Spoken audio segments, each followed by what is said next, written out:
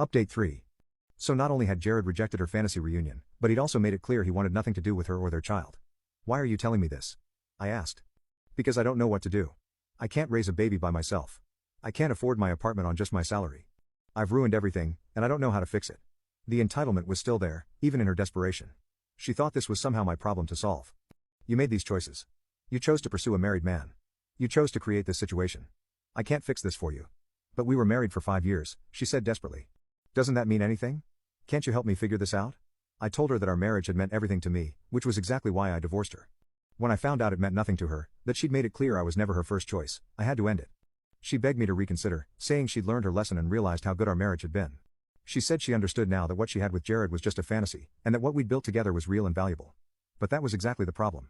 She only realized the value of our marriage after she'd tried and failed to get something she thought was better. Then she dropped the most delusional suggestion I'd ever heard. What if we got back together? You always wanted to be a father. This could be your chance. We could raise the baby together, and it would be like a fresh start for all of us. I stared at her in complete disbelief. You want me to help you raise another man's baby, the baby you conceived while trying to destroy his marriage? The baby's innocent in all this, she said. And Jared wants nothing to do with us. You could be the father this child needs. Are you completely insane? That's when she got angry.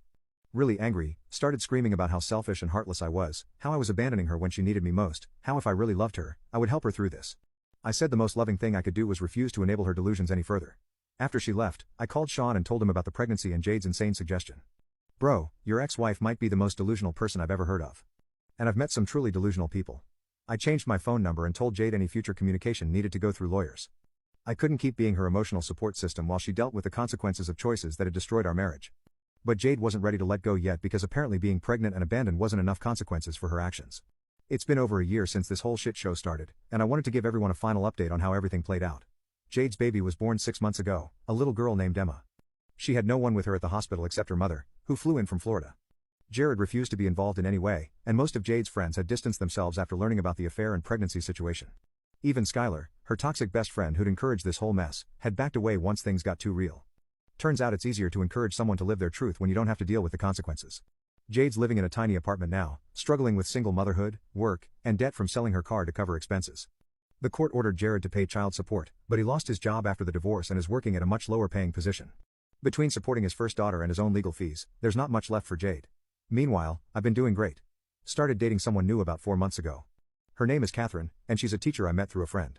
She's kind, stable, honest, and most importantly, she makes me feel like I'm her first choice, not her backup plan. Last week I was out with Catherine at this nice restaurant downtown when I spotted a familiar figure at the bar. Jade, looking rough around the edges, clearly drowning her sorrows in wine. She must have seen us too because she started making her way over to our table.